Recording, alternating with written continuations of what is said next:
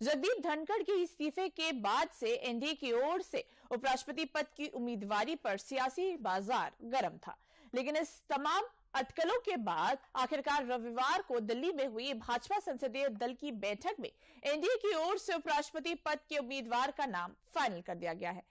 बैठक में महाराष्ट्र के राज्यपाल सीपी राधाकृष्णन को एनडीए की ओर से उपराष्ट्रपति पद का उम्मीदवार बनाने पर सहमति बनी है। इस बैठक में प्रधानमंत्री नरेंद्र मोदी, गृह मंत्री अमित शाह, जेपी नड्डा और रक्षा मंत्री राजनाथ सिंह समेत कई बड़े नेता मौजूद रहे।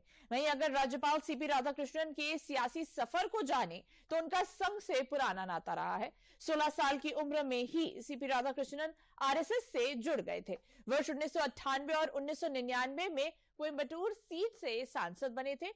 फिर 2004 से 2007 तक तमिलनाडु बीजेपी के प्रदेश अध्यक्ष रहे। उसके बाद साल 2023 में सीपी राधाकृष्णन झारखंड के राज्यपाल बने थे। फिर वर्ष 2024 में राधाकृष्णन को महाराष्ट्र का राज्यपाल नियुक्त किया गया। बता दें कि उपराष्ट्रपति चुनाव के लिए 9 सितंबर को वोटिंग होगी। उसी दिन काउंटिंग भी होगी।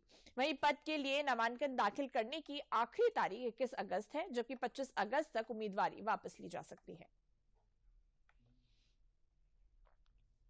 महाराष्ट्र के राज्यपाल सीपी राधाकृष्णन का जन्म 4 मई 1957 को तिरुपुर, तमिलनाडु में हुआ था। संघ के करीबी रहे सीपी राधाकृष्णन को पार्टी भी काफी पसंद करती है। अब ऐसे में सवाल यह है कि क्या विपक्षी गठबंधन के पास संसद में ऐसा संख्या बल मौजूद है जो वो एनडीए के उपराष्ट्रपति पद के उम्मीदवार को टक्कर दे सकती है।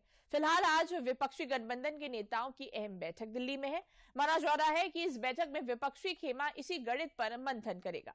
साथ ही विपक्ष अपने खेमे में उपराष्ट्रपति पद के लिए उम्मीदवार का नाम आज फाइनल कर सकता है। अगर बात संसद में सांसदों की संख्या की बलों की करें तो देखिए, लोकसभा में सांसदों की संख्या 542 है, जिसमें एक सीट खाली है। वहीं राज्यसभा की अगर हम बात करें तो राज्यसभा में 240 सांसद हैं, जिसमें 5 सीट खाली है। अब देखिए, लोकसभा में एनडीए के पास अगर देखें तो कुल मिलाकर 293 सांसद हैं। वहीं अगर हम राज्यसभा की बात करें तो राज्यसभा में एनडीए के पास 129 सांसद हैं। इसी तरह एनडीए की अगर हम बात करें तो एनडीए के कुल 422 सांसद हैं, जबकि बहुमत 391 वोट पर है। यानी कि अगर हम देखें तो एनडीए के पास बहुमत से 31 सांसद ज्यादा है। वहीं संसद में विपक्षी गठबंधन के सांसद की संख्या जो है वो 312 है। तो देखिए, विपक्षी गठबंधन की अगर हम बात करें तो संसद में उनकी संख्या 312 है, यानी विपक्षी गठबंधन के सांसदों की संख्या बहुमत से 79 कम है।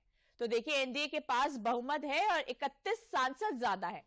आज देखिए कहीं ना कहीं एनडीए ने अपने उम्मीदवार को उतार दिया है और आज विपक्ष अपने उम्मीदवार की घोषणा कर सकता है। लेकिन अगर हम संसद की बात करें तो बहुमत एनडीए के पास ज्यादा है, 31 सांसद एनडीए के पास ज्यादा है, वहीं 79 कम है विपक्षी गठबंधन के पास। तो देखिए, साफ तौर पर जो बहुमत है वो एनडीए के पास जाता हुआ दिख रहा है। कहीं ना कहीं देखिए, उन्होंने अपने उम्मीदवार को उतार दिया है। जो उम्मीदवार है वो 2 राज्यों के राज्यपाल रह चुके हैं और उनके पास वो आरएसएस के भी जुड़े रह चुके हैं। कहीं ना कहीं देखा जाए तो जो पाला है वो एनडीए के पास झुकता हुआ नजर आ रहा है, लेकिन विपक्ष भी आज अपने उम्मीदवार को उतार सकती है। आज उनकी भी मंथन होने वाला है। देखते हैं कि वो अपनी तरफ से किस उम्मीदवार को उतारते हैं। लेकिन अगर हम देखें तो सांसदों की संख्या विपक्ष की गठबंधन के पास कम है।